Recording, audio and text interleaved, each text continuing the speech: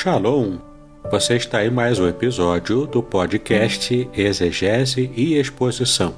Exegese on demand para você. Aqui é o Davidson Pignon, sou mestre em Ciências da Religião, pastor congregacional, professor de exegese bíblica no seminário e também publisher editorial. Para mim é um grande prazer ter você acompanhando os episódios que lanço todas as semanas neste programa. E aproveitando que você gosta de estudar a Bíblia com bastante profundidade, siga-me nas redes sociais e também conheça todo o material gratuito que eu tenho apresentado para o seu próprio estudo e aprimoramento bíblico. Dê uma olhadinha também nos links abaixo em 2 cursos especiais. O primeiro deles, Introdução à Exegese Bíblica, e o mais recente, A Trindade Revelada nas Escrituras Hebraicas.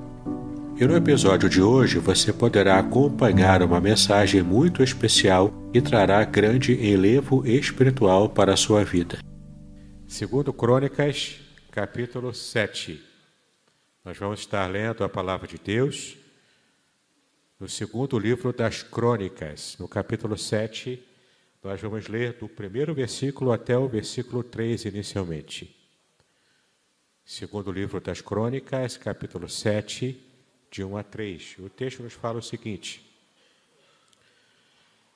E acabando Salomão de orar, desceu o fogo do céu e consumiu o holocausto e os sacrifícios, e a glória do Senhor encheu a casa. E os sacerdotes não podiam entrar na casa do Senhor, porque a glória do Senhor tinha enchido a casa do Senhor. E todos os filhos de Israel, vendo descer o fogo e a glória do Senhor sobre a casa, encurvaram-se com o rosto em terra sobre o pavimento, e adoraram, e louvaram ao Senhor, dizendo: porque Ele é bom, porque a sua benignidade dura para sempre.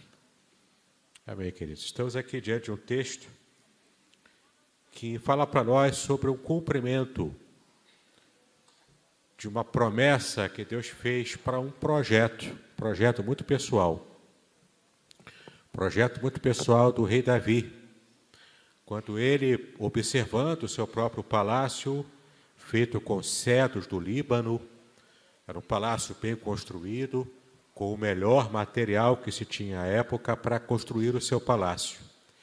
Ele olhava para o seu palácio suntuoso, como rei de Israel, e depois ele olhava para o tabernáculo, para a tenda onde se adorava ao Senhor, onde estava repousando também a Arca da Aliança, que na época de Israel, na época do Antigo Testamento, era símbolo da perfeita presença de Deus, da perfeita ação de Deus junto ao seu povo. E qual era a lógica do rei Davi, que você pode encontrar isso no primeiro livro das Crônicas, no primeiro livro desse que nós estamos lendo, que é o segundo, no primeiro livro das Crônicas, capítulo 17. Você vai ler ali qual era a lógica e o pensamento que passa no coração do rei. A lógica era a seguinte: eu habito em um palácio muito rico, com muito conforto, mas a Arca da Aliança, a Arca do Senhor, habita no meio de cabanas, de tendas. Isso não está certo. Eu preciso dar o melhor para o Senhor, e por que eu estou com o melhor e o Senhor não está? Essa era a lógica de Davi. O interessante é que ele conversa sobre esse assunto com o profeta Natã. Aquele mesmo profeta Natã que o havia confrontado diante do pecado que ele havia cometido com Batseba, que teve depois a morte do seu soldado, o seu fiel soldado Urias, e todo aquele engendramento que ele fez para poder ficar com a esposa de Urias. Mas o mais interessante é que a primeira palavra do profeta, que era a palavra do coração dele, ele percebeu o que estava se passando na mente, qual era a intenção real e até sincera do rei Davi. E a palavra dele, você vai ler o texto, você vai perceber que a palavra era positiva. olha, continua nesse processo, continua no seu intento, porque Deus está nesse negócio, isso aí é bênção, isso vai ser bom para a obra de Deus, vai ser bom para o reino de Deus. A primeira impressão do profeta foi essa, foi uma impressão positiva, de um intento do coração de um rei, intento esse que era muito próprio dele, era muito íntimo dele. Ele estava cheio de boas intenções. Seu coração estava realmente sincero nessas intenções. Mas naquela mesma noite, você vai ler o texto, você vai ver que Deus fala com o profeta Natã. E manda ele voltar ao rei, manda ele voltar ao palácio. E então, quando ele retorna, ele diz, olha, o Senhor me disse, não é para você construir o templo. Deus está preparando um descendente seu, um filho seu. Esse sim será escolhido, será abençoado, será ungido, e ele construirá esse templo. Mas antes de falar sobre isso, Deus ainda manda o profeta falar com o Davi o seguinte, a sua lógica está errada. Por mais que você esteja cheio de boas intenções, as suas boas intenções estão com uma lógica interna que está errada. Porque eu não tenho nenhum tipo de problema em caminhar com o meu povo, em andar com ele. Por onde o povo vai, eu estou indo, caminhando junto com o povo, eu estou direcionando o povo. A Arca da Aliança, que apenas simboliza a minha presença, de modo algum ela está desamparada, ela está mal colocada.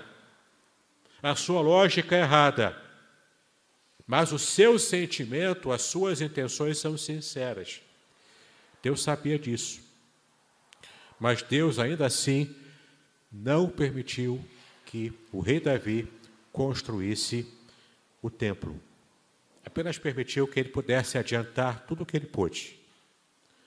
Então, de fato, Davi foi preparando tudo.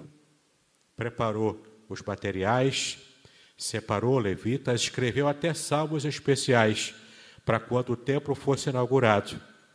E o Salmo 30, que nós lemos no começo do culto, você pode ler em casa com mais calma, é um dos salmos muito pessoais do rei Davi. Ele fala de aspectos da sua história, da sua vida. E esse Salmo 30 era o salmo que ele escreveu especificamente para a dedicação do templo, que no caso o seu filho Salomão construiria. Olha que interessante, Davi preparou tudo. Esse era um projeto muito pessoal dele. Era um projeto que visava, desde o começo, na sua sinceridade do coração, estar trazendo glória a Deus. Mas é interessante que Deus não pensa como nós. Nossos projetos, por mais sinceros que sejam, eles podem, na verdade, estar escondendo vaidades. Eles podem, na verdade, estar escondendo algo que mesmo o nosso consciente não consegue perceber. Mas Deus é aquele que sonda o profundo do nosso coração.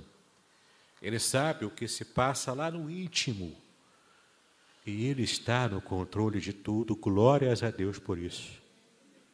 Mesmo que os nossos projetos sejam feitos, sejam preparados, Ele sabe lá no íntimo o que impera em nossa intenção. E Ele está no controle da nossa própria história. O tempo passou.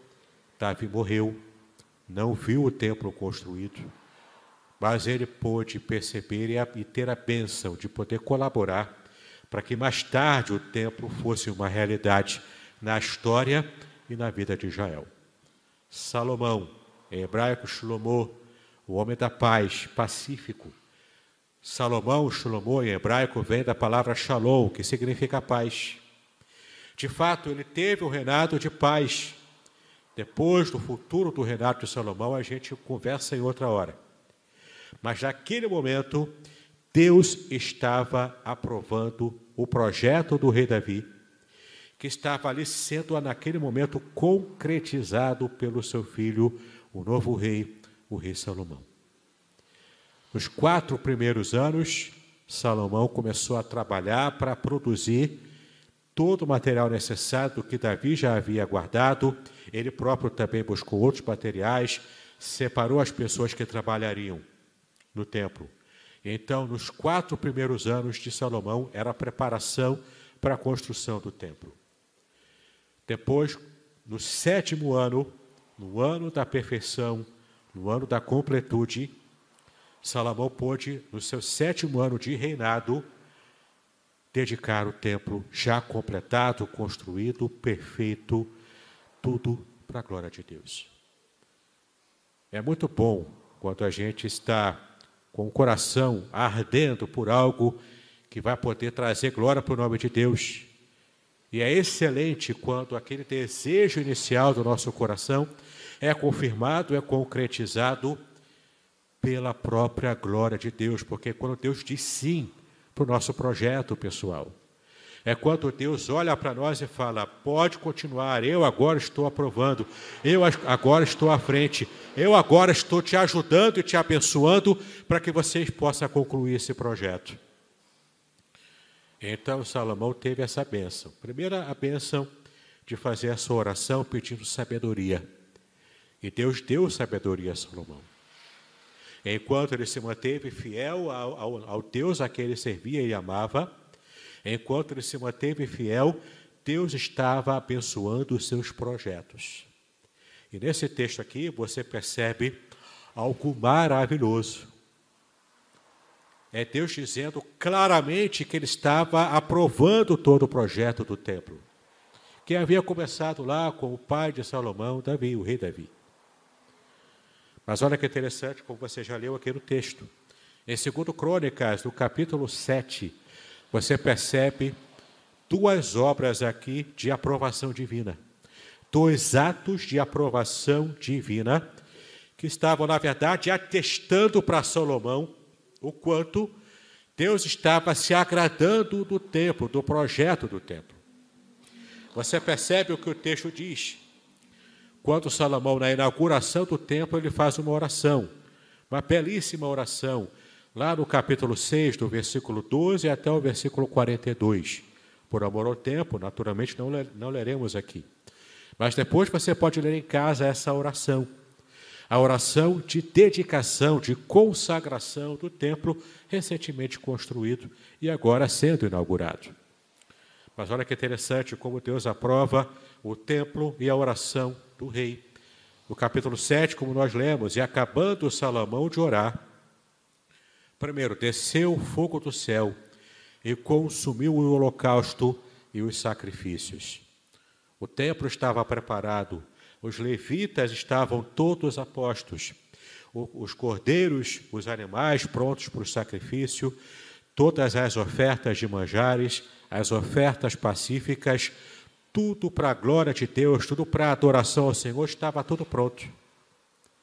Naturalmente que eles iriam estar ateando o fogo para estar então fazendo com que aquele holocausto fosse queimado e desse prosseguimento a todo o cerimonial de inauguração do templo de Salomão. Mas olha que interessante, a primeira teofania, a primeira ação divina é de aprovação naquele momento. Deus envia fogo do céu. Como ele também esteve agindo com Moisés no passado, como ele também estava agindo com tantos homens e mulheres que amavam o Senhor. Agora ele está aqui aprovando, enviando o fogo do céu, e esse fogo queimou o holocausto que estava preparado, mas o fogo não estava aceso. Aqui o próprio Deus envia fogo do céu para estar consumindo todo o cordeiro que estava preparado e o holocausto que estava pronto. E não apenas isso. Além do fogo que desce do céu e queima o cordeiro, consumindo o holocausto e os sacrifícios, a glória do Senhor encheu a casa. A glória do Senhor encheu todo o ambiente do templo. A casa aqui se refere ao templo. Hoje em dia ainda, na língua hebraica, se chama o templo, se chama uma sinagoga, um templo, de Beit Hamikdash. Beit Hamikdash é a casa da santidade. Então já se chamava o templo dessa maneira, a casa de Deus. Beit Yahweh, a casa de Yahvé, a casa de Deus. Então o fogo desce, queima o holocausto, e a glória do Senhor enche o ambiente. A palavra hebraica para glória é kavod, não é shekinah. Shekinah vou explicar daqui a pouco o que é, mas é kavod. E essa glória de Deus preenche todo o ambiente.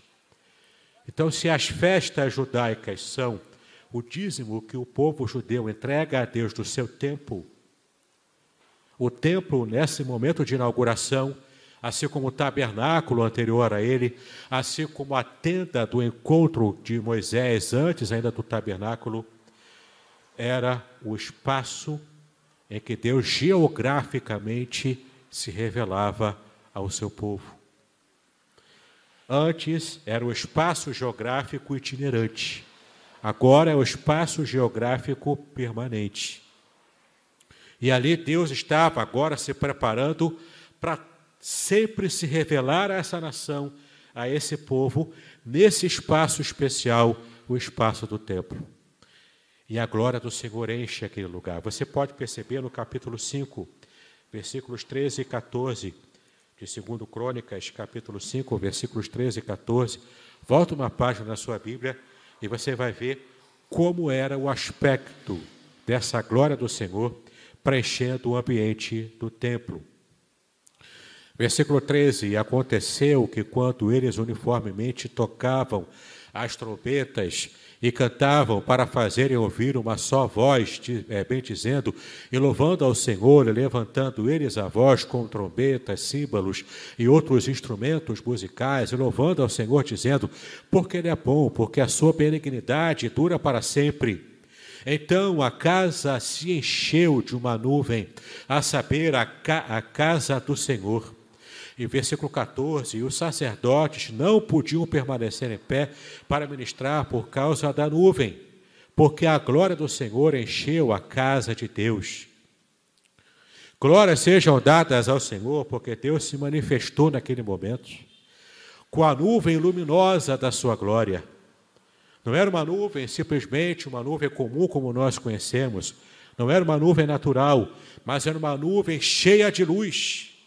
A nuvem da glória luminosa do Senhor aparecendo no meio do templo. O holocausto já estava se consumindo. O fogo já havia caído do céu. E como outro sinal de aprovação de Deus, a glória do Senhor tomando o ambiente. Todo o templo foi cheio da glória de Deus.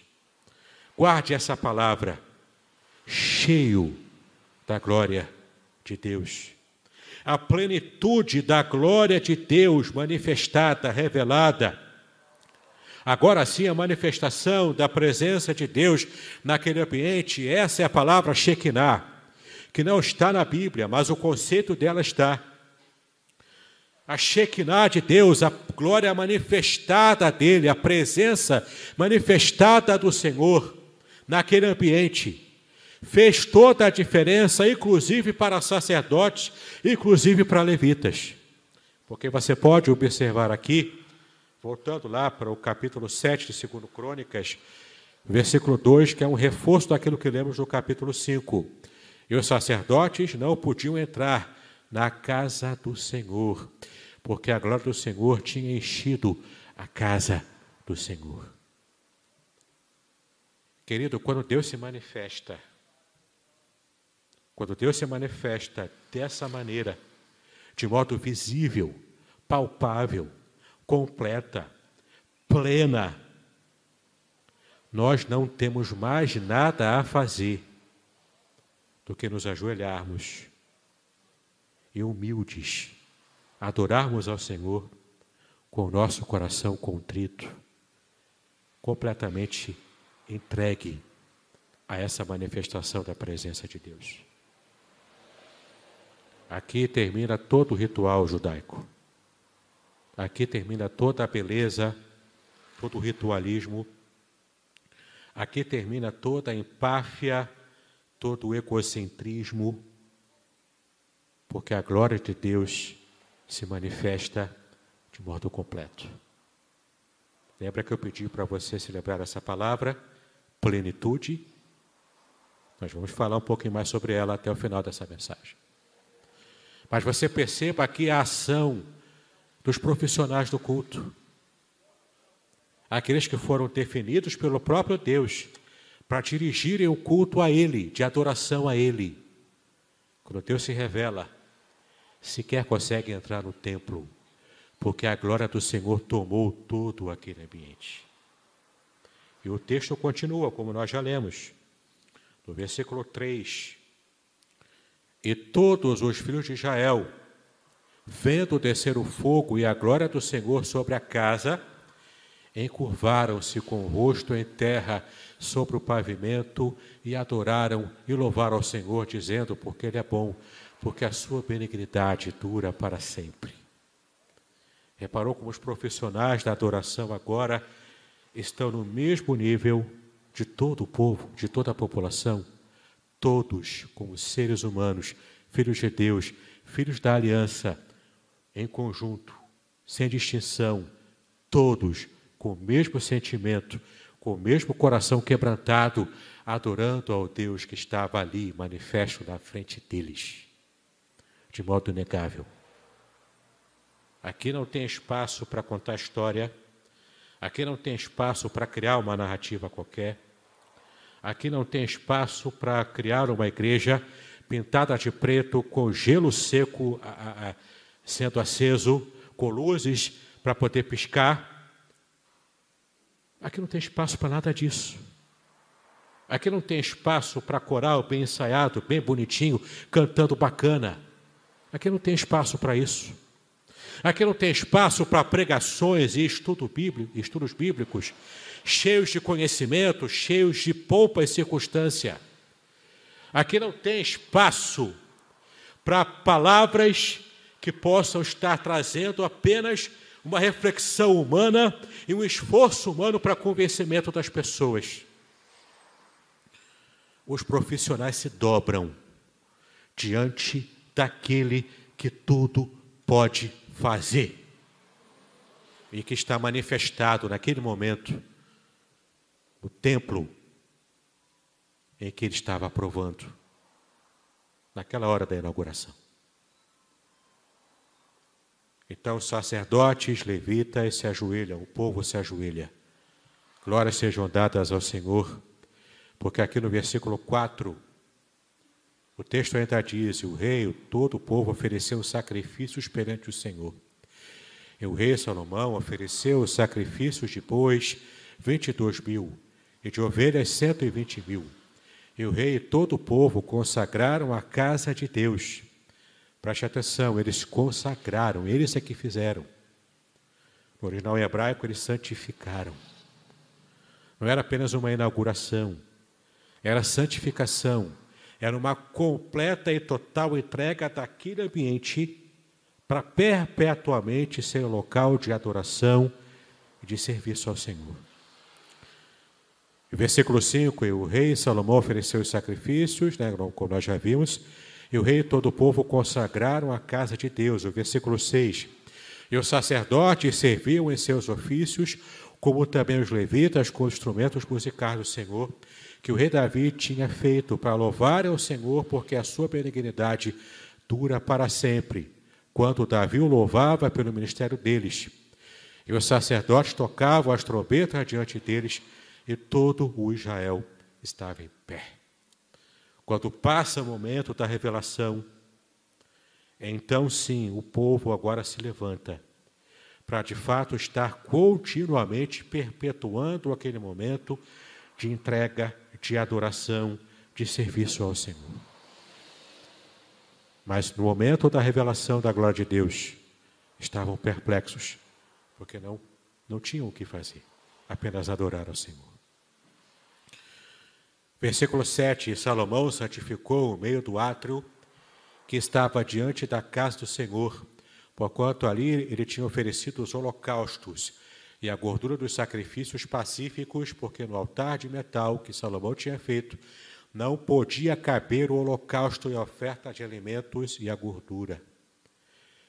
A oferta era tamanha, a quantidade de pessoas querendo adorar ao Senhor naquele momento, que não tinha mais espaço, não tinha onde colocar animais para sacrificar. Eles foram então se organizando, e o espaço foi santificado para Deus. Versículo 8. E assim, naquele mesmo tempo, celebrou Salomão a festa dos 7 dias, e todo Israel com ele, uma grande congregação, desde a entrada de Ramate até ao rio do Egito. Eu quero pular aqui com vocês ao versículo 11. Assim Salomão acabou a casa do Senhor e a casa do rei, e tudo quanto Salomão intentou fazer na casa do Senhor e na sua casa, prosperamente o efetuou. Por que houve prosperidade? Porque ali estava a bênção do Senhor.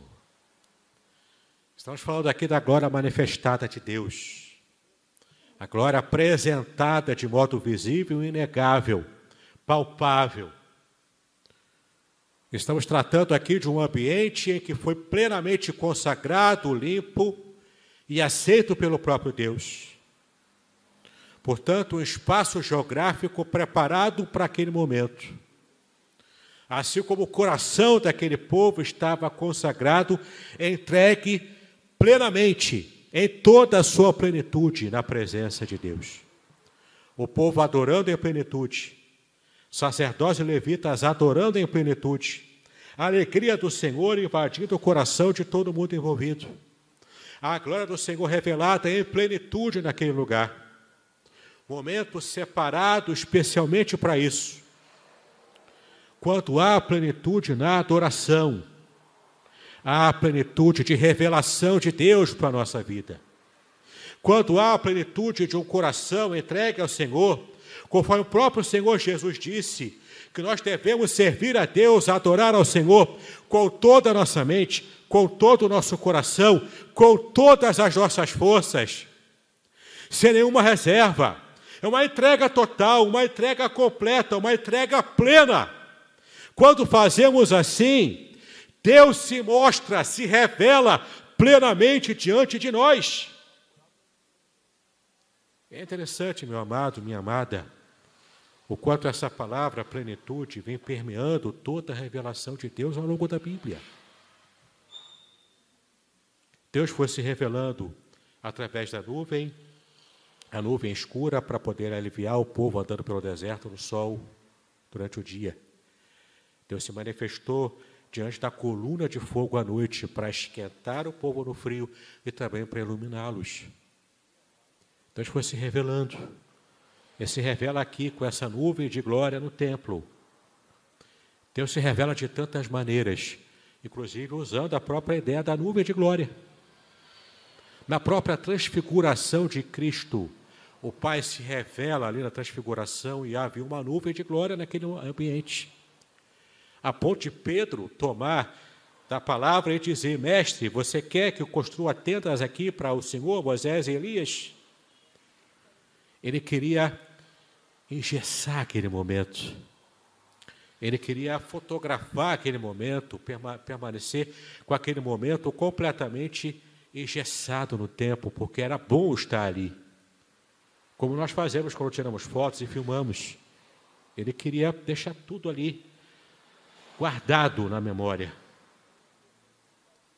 Mas ele não percebeu, Pedro não percebeu que quando descessem do monte da transfiguração, havia ali um endemoniado que precisava ser libertado pela glória recentemente revelada do próprio Filho de Deus. Além disso, a Shekinah também se revelará na segunda vinda de Cristo. O próprio livro do Apocalipse mostra essa glória manifestada e revelada na volta do próprio Senhor Jesus. Queridos, é muito interessante a gente perceber que, diante de várias formas de Deus se revelar, no Antigo Testamento, no Novo Testamento, a forma mais plena, a revelação plena de Deus, a plenitude da glória de Deus, ela foi revelada para toda a humanidade, na pessoa do seu Filho, o Senhor Jesus Cristo. Você pode conferir na sua Bíblia, em João, capítulo 1, versículo 14.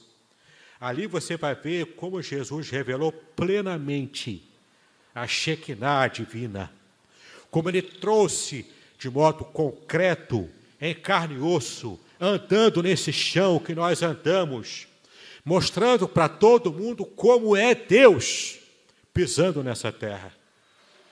Ele é a revelação completa, perfeita, extraordinariamente perfeita do próprio Deus aqui na terra. Vamos abrir lá em João capítulo 1, versículo 14, texto que nós conhecemos. Evangelho de João, capítulo 1, versículo 14. O texto nos dirá o seguinte: e o Verbo se fez carne e habitou entre nós, e vimos a sua glória, como a glória do unigênito do Pai, cheio de graça e de verdade. A glória do Senhor revelada em Cristo, pleno, em plenitude de graça e de verdade. Quer ver uma outra passagem? Essa ainda mais contundente, no que Paulo escreveu em Colossenses, capítulo 2, no versículo 9. Colossenses, capítulo 2, versículo 9. Paulo disse o seguinte, em Colossenses 2, 9: porque nele habita corporalmente toda a plenitude da divindade. Em Cristo habita corporalmente toda a plenitude da divindade. A divindade revelada na Shekinah, no templo, em plenitude. Ela também é revelada com plenitude ainda maior em Cristo e de modo corpóreo.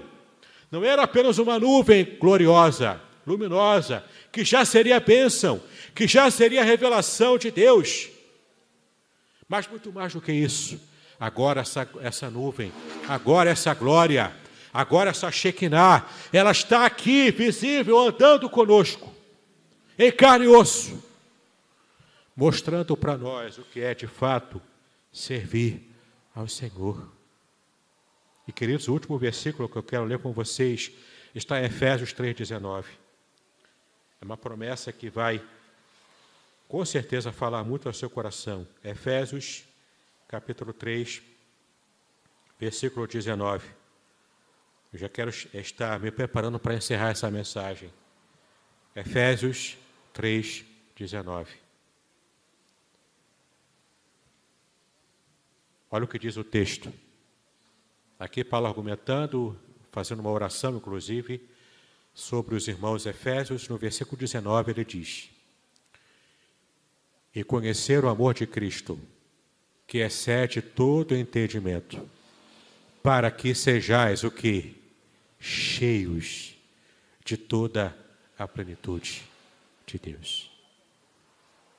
Cristo é a plenitude da revelação de Deus para a humanidade. E essa plena revelação de Deus para o ser humano está agora habitando dentro de nós. A plenitude total da revelação de Deus em Cristo, Ele próprio enviou para nós o Paráclito, o Consolador, o nosso advogado, aquele que estaria substituindo a própria presença de Cristo humana aqui na terra. E agora o Espírito Santo é Deus presente no meu coração, no seu coração, na minha mente, na sua mente, na minha vida, na sua vida. A plenitude de Deus habita dentro de nós. Cristo nos propiciou isso. Cristo nos deu essa bênção. Cristo nos deu essa graça, essa glória de Deus habitar conosco. E não apenas conosco, andando conosco, mas agora dentro de nós. É o Espírito Santo plenamente revelando Deus na minha mente, no meu coração. E olha a bênção, eu posso irradiar essa revelação, essa Shekinah divina para as pessoas que vivem comigo, para as pessoas que andam comigo. Eu posso revelar essa glória de Deus, essa Shekinah de Cristo para as pessoas que são parte da minha família, inclusive para meus inimigos que me odeiam. Eu posso ser um canal de bênçãos da revelação da Shekinah de Deus, do próprio Cristo, para essas vidas. Essa Shekinah que fez com que os sacerdotes profissionais do culto simplesmente se ajoelhassem e adorassem junto com o povo, sem distinção de cargo, de importância social.